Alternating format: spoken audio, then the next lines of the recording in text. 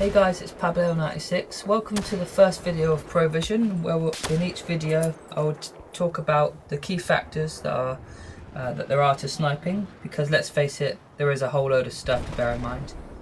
Like for example, a few of them: bullet drop, leading, ranging, and that's just firing the gun. There's also, as well as that, positions, i.e. where to stand, where not to stand. Also what gadgets to use, you know, the gadgets to get you out of trouble, or to hide you, or to bring other people out on the map, because minimap, another thing, minimap is your best friend in Battlefield 4. If you're not looking at your minimap when you're reloading, then you're doing it wrong. So let's move on quickly. So in the background here we have me and Green Bike, just having a little look around the E flag. Staying pretty close together, I know is wrong in some cases, but I heard a pop shot, so I got down. This is quite lucky. I was just walking around and I spot a guy jumping in, so I take him out. So as I'm moving through the map, you'll notice, you won't hear us, but me and Green Bike are talking all the time, letting each other know where the enemies are, because if you can't get him, he maybe can. And as I shoot this guy here, I get a call from Green Bike saying that there's a guy to my right. And if you get someone, you know, calling these guys out, it helps you a bunch. But unfortunately, at the moment, we can't touch too much on communications, because the Xbox doesn't let you hear TeamSpeak through the Elgato game card. So these videos will come later, when Xbox or Microsoft, so I say, do sort these problems out. I know a lot of you out there, you know, are in the same boat as me. You know, we're all waiting for them to bring out a patch so we can hear our team speaking. But moving swiftly on after that one, we have the big bullet drop. You'll see here on the left hand side of my scope is 0, 400 meters, and the range where the actual where the bullet lands is in 382 roughly. And so obviously the further away your enemy, the higher the zeroing's got to be, because the higher the range, you know, the further away it is, obviously the further the bullet has got to travel. So yeah, if your guy is at, you know, 400 meters, you range your gun to you zero your gun, sorry, to 400 meters. But let's say he's at 350, and your gun it zeroes in 300 meters, then 400 meters. With the guys at 350, all you can do it both ways. You can rather do it 300 and aim a little higher, or 400 and aim. You can basically aim just on his chin, basically, and fire at his chin, and it'll hit him square in the face. This does take a lot of time to master. You know, it basically is getting on a map, but quite a big map. Like you see in the background here, we have Operation Firestorm, a very good map. You've got a lot of mountains to hide up, and a few towers as well. And literally be patient.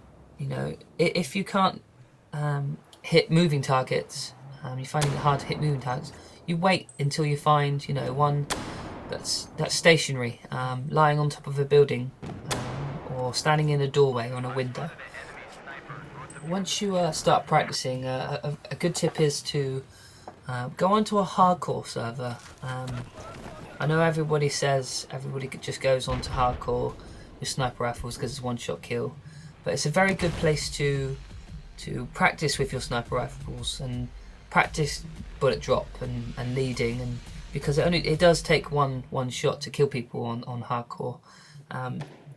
But you know, it gets you used to doing these things and killing them. So once you practice these things in the hardcore servers, and you're getting good at killing people, then you challenge yourself and go back to the core games, and implement these skills that you've practiced, and you know you'll come out on top. You see that you're leading, like here, a perfect example of leading, as I take these two guys off the beach. And the only way to get better at leading is, you know, to practice. It doesn't matter how many shots you take or how many people you miss. You know, at the end of the day, you are practicing. So like here, I'm firing, you know, it's not hundreds of shots, but you know, a few shots to get this guy. But I'm patient. I know he's behind that tank somewhere. There he is. Boom, he's gone. You know, it is the combination of everything. And to get good at sniping, it takes time. A lot of practice involved.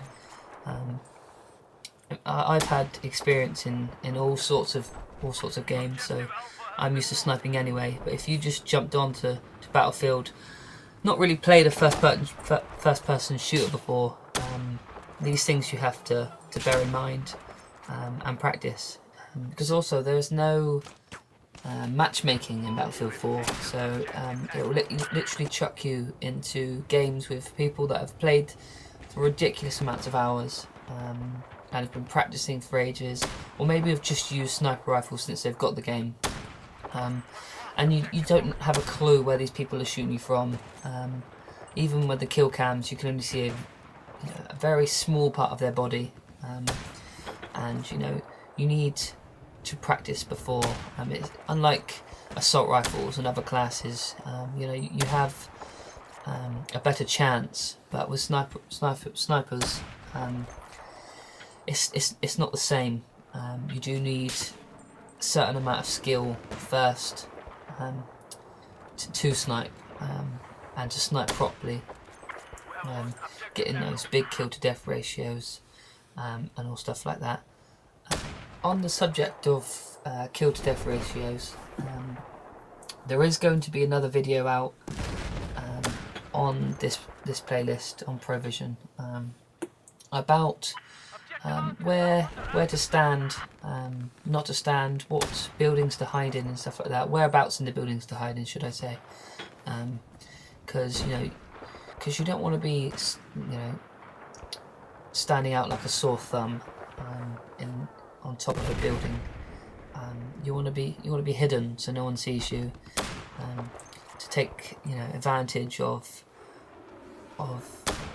people just running through rushes, and people just running from flag to flag, where you can just stay in your little spot that you have, and just pick them off one by one. Before we end here, I would just like to give a huge shout out to Green Bike, aka Alex Cunnold, for his headshot. He recently messaged me saying he's got a 970 plus headshot, which is hard. It's hard to get those long range headshots because you have, you know, obviously it's the zeroing and stuff like that, and you have like the fog, and at that distance you get fog, you get the rendering as well, affects it all, and you get bits of rubbish. Say on this map you get bits of rubbish flying around and the sand, so big shout out to him. If you have liked my video, please like and subscribe if you haven't already, and also comment on what you want to see next. I'm open to you know, doing videos at your request. Maybe it's a gun you want to see a review on, and if it works for me, or tips that may help you with that certain gun. And to end there, my name has been Pablo 96. Thank you for watching. See ya and take it easy.